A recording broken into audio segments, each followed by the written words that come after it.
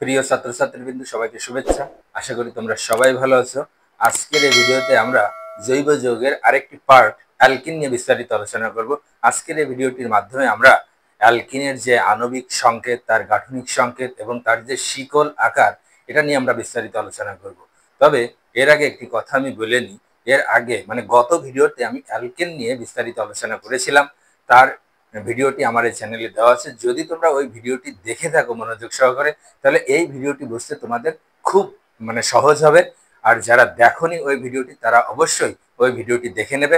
ওই ভিডিওর লিংক এই ভিডিওর ডেসক্রিপশন বক্সে, এই ভিডিওর আই বাটনে এবং এন্ড স্ক্রিনে দেওয়া আছে। তোমরা চাইলে ওখান থেকে দেখে নিতে পারবে। ঠিক আছে, তাহলে আগে অ্যালকেনের যে ভিডিওটি, তোমরা সেই ভিডিওটি দেখে নেবে, তাহলে এই ভিডিওটি বুঝতে তোমাদের খুব সহজ হবে। আর আমি একটি কথা বলবো, তোমরা মনোযোগ সহকারে এই ভিডিওটি প্রথম থেকে শেষ পর্যন্ত দেখবে।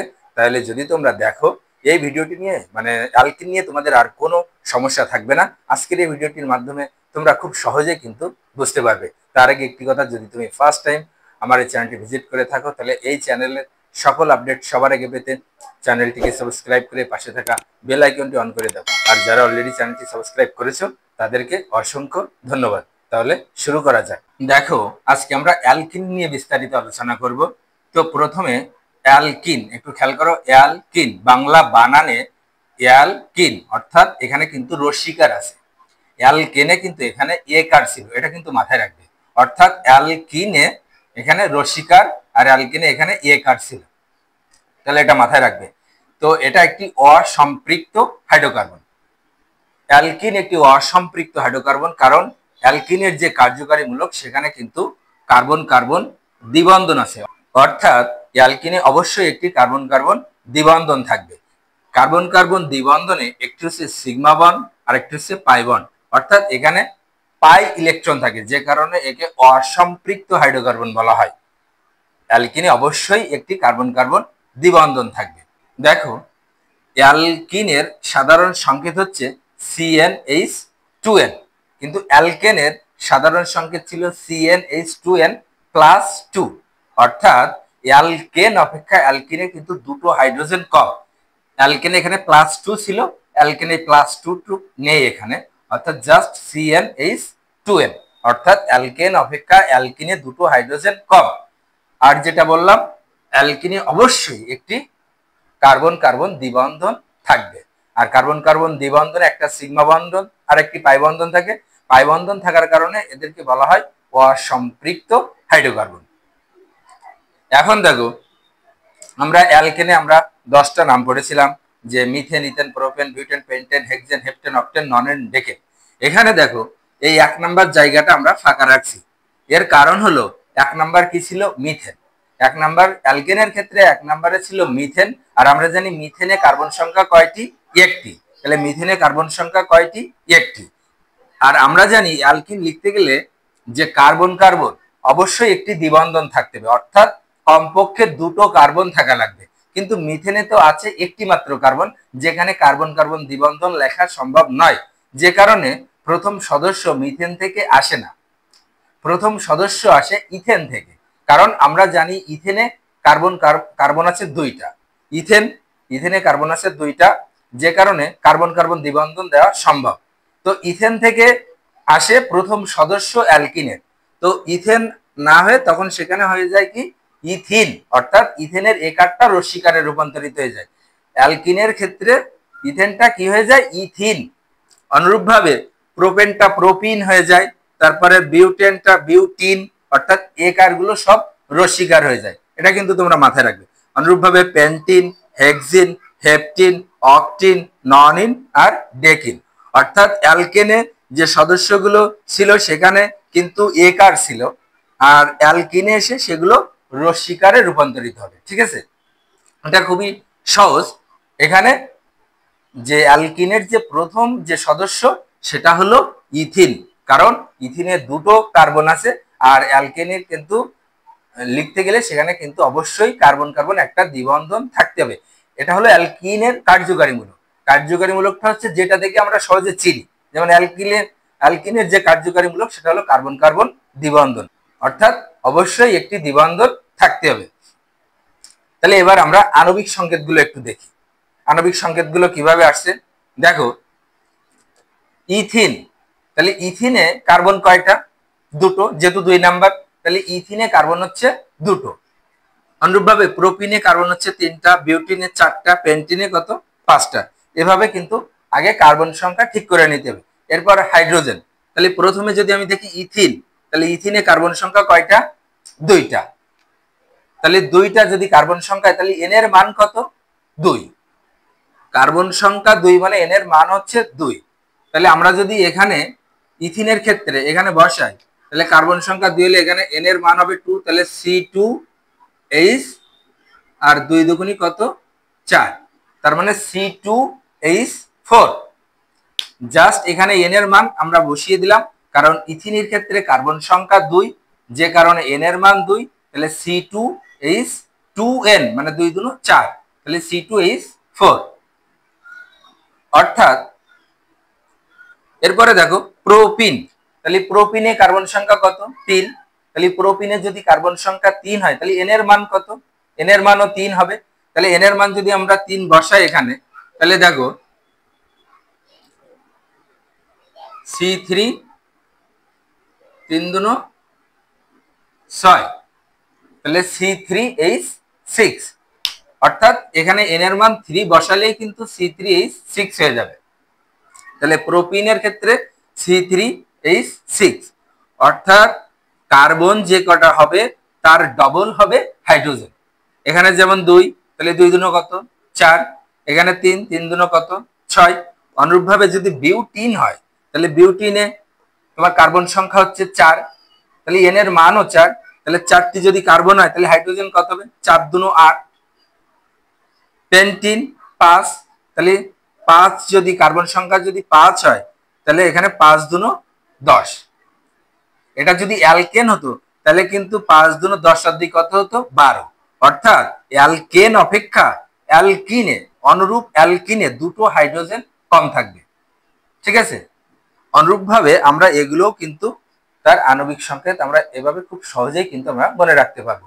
জাস্ট অ্যালকিনের ক্ষেত্রে কার্বন সংখ্যা যে কটা হবে তার ডাবল হবে হাইড্রোজেনের সংখ্যা। এভাবেই কিন্তু আমরা এর আণবিক সংকেতটা মনে রাখতে পারি। যেমন অকটিন, তাহলে অকটিন মানে হচ্ছে 8, কার্বন হচ্ছে 8টা, তাহলে হাইড্রোজেন কত হবে? 8 দুগুণ 16, তার মানে C8H16। এখন আমরা গাঠনিক সংকেত ও শিকল আকারে নিয়ে আমরা একটু আলোচনা করব, কিভাবে গাঠনিক সংকেত লিখতে হয়, সেখান থেকে কিভাবে শিকল আকার বা চেইন আকারে যেতে হয় সেটা নিয়ে আমরা বিস্তারিত আলোচনা করব। দেখো প্রথমে হচ্ছে ইথিন, তাহলে ইথিনে তোমার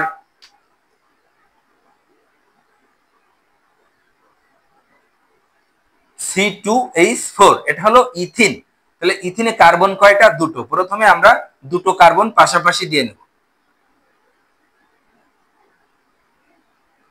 আরেকটা বিষয়, যেহেতু এখানে কার্বন আছে 2টি, আবার অ্যালকিনে অবশ্যই একটি দ্বিবন্ধন থাকতে হবে। তাহলে যেহেতু আর কোনো কার্বন নেই, তাহলে অবশ্যই দ্বিবন্ধনটি এই 2টি কার্বনের মাঝেই দিতে হবে। যেহেতু এখানে আর কোনো কার্বন নেই, দুটোই কার্বন আছে, তাহলে কার্বন কার্বন দ্বিবন্ধন তো অ্যালকিনে অবশ্যই দিতে হবে। তাহলে আমরা এই 2 কার্বনের মাঝে আমরা দ্বিবন্ধন দিয়ে নিলাম। এরপরে দেখো আমার হাইড্রোজেন দিতে হবে।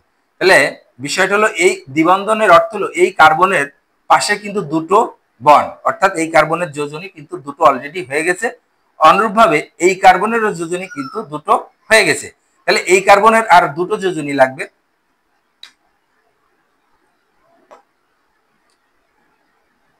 তাই এই কার্বনের এই পাশে একটা, এই পাশে একটা, মানে আর দুটো বন্ড আমি দেব।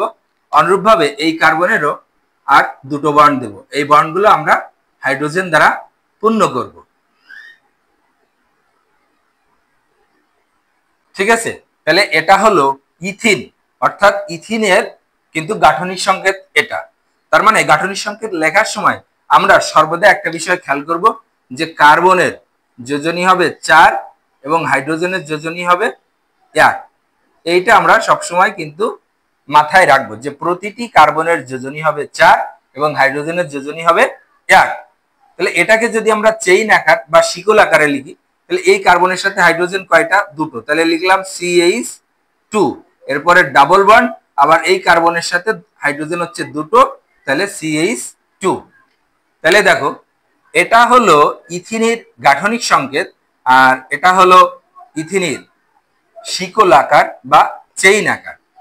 অনুরূপভাবে যদি আমরা প্রোপিন C3H6 অর্থাৎ প্রোপিনের যদি আমরা গাঠনিক সংকেতটা আমরা লিখি, তাহলে প্রোপিনে কার্বন আছে কয়টা?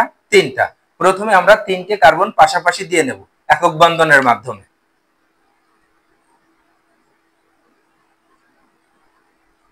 তাহলে প্রথমে আমরা 3টি কার্বন পাশাপাশি দিয়ে নিলাম। এরপরে আমাদের তো অবশ্যই একটি দ্বিবন্ধন দিতে হবে। আমরা এখানেও দ্বিবন্ধনটা দিতে পারি, এখানেও দ্বিবন্ধনটা দিতে পারি, যে কোনো একটি পাশে আমরা দ্বিবন্ধন দিলাম। তাহলে খেয়াল করো এই কার্বনের চারপাশে মানে পাশে কিন্তু দুটো বন্ড, তাহলে এই কার্বনের দুটো যোজনী হয়ে গেছে, এবং এই কার্বনের চারপাশে 3টে বন্ড, তার মানে এই কার্বন কিন্তু 3টা যোজনী পূর্ণ করেছে। আর এই কার্বনের পাশে হচ্ছে একটা বন্ড, তাহলে এই কার্বনের যোজনী 1।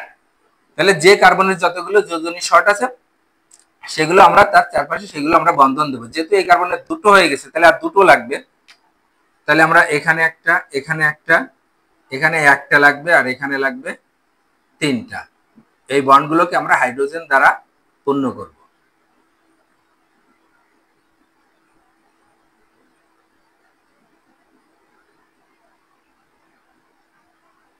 ঠিক আছে, তাহলে এটা হলো প্রোপিনের গাঠনিক সংকেত। এটাকে যদি আমরা চেইন আকারে লিখি, তাহলে দেখো এখানে এই কার্বনের CH2, তারপরে ডাবল বন্ড, এখানে CH বন্ড CH3, এই কার্বনের সাথে দুটো হাইড্রোজেন, তাহলে CH2, এখানে ডাবল বন্ড ডাবল বন্ড, এখানে CH একটা হাইড্রোজেন, তাহলে CH বন্ড, এই কার্বনের সাথে 3টে হাইড্রোজেন CH3। এর আগে প্রোপিনের যে গাঠনিক সংকেতটা লিখেছিলাম সেখানে দ্বিবন্ধনটা দিছিলাম আমরা এই দুই কার্বনের মাঝে। এইবার যদি আমরা দ্বিবন্ধনটা এই দুই কার্বনের মাঝে দিই তাহলে দেখো কি হয়।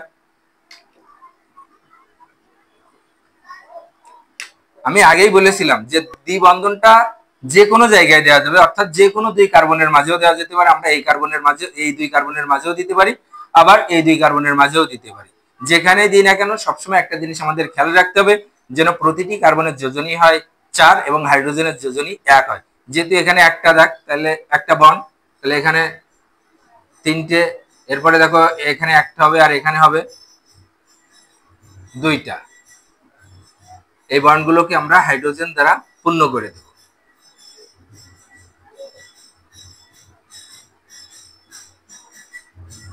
ঠিক আছে, তাহলে দেখো আমরা কিন্তু আগে এখানে দিছিলাম দ্বিবন্ধনটা, এবার আমরা এখানে দিছি, তাতে আমাদের কোনো অসুবিধা নেই।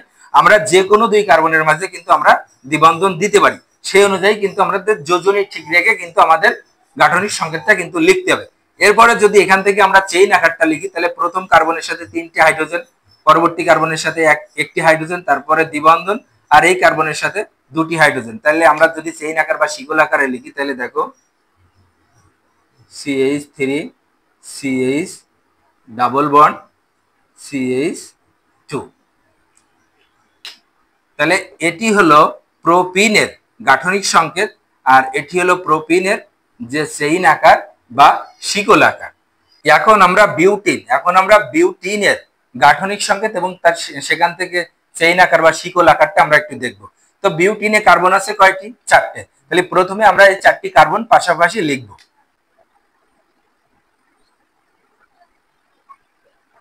প্রথমে আমরা 4টি কার্বন পাশাপাশি লিখছি। এখন আমরা যে কোনো জায়গায় কিন্তু দ্বিবন্ধনটা দিতে পারি, এই দুই কার্বনের মাঝেও দিতে পারি, এই দুই কার্বনের মাঝেও দিতে পারি, এই দুই কার্বনের মাঝেও আমরা দিতে পারি। তো প্রথমে আমরা মাঝে, এর আগে আমরা যে গাঠনিক সংকেতগুলো লিখছিলাম সেখানে আমরা প্রথমে এবং লাস্টে দিছিলাম। এবার আমরা এই দুই কার্বনের মাঝে যদি প্রথমে আমরা দ্বিবন্ধনটা দিই তাহলে দেখো কেমন হয়। তাহলে দেখো এই কার্বনের তো একটি যোজনী পূর্ণ হয়ে গেছে, তাহলে বাকি থাকে 3টা। এই কার্বনের 3টি হয়ে গেছে, বাকি থাকে একটা। এই কার্বনেরও 3টি হয়ে গেছে, বাকি থাকে একটা। আর এই কার্বনের একটা হয়ে গেছে, তাহলে বাকি থাকে আর 3টা। এবার এই বন্ধনগুলোকে আমরা হাইড্রোজেন দ্বারা পূর্ণ করে দেব।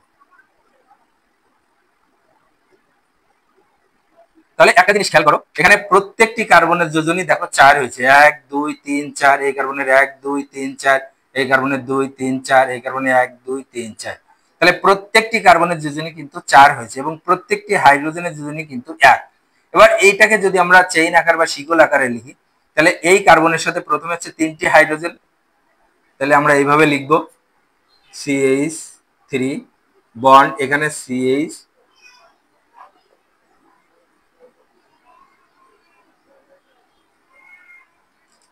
একটু খেয়াল করো, এখানে CH3, এখানে একটা CH, এখানে ডাবল বন্ড, এখানে CH বন্ড, এই কার্বনের সাথে 3টে হাইড্রোজেন।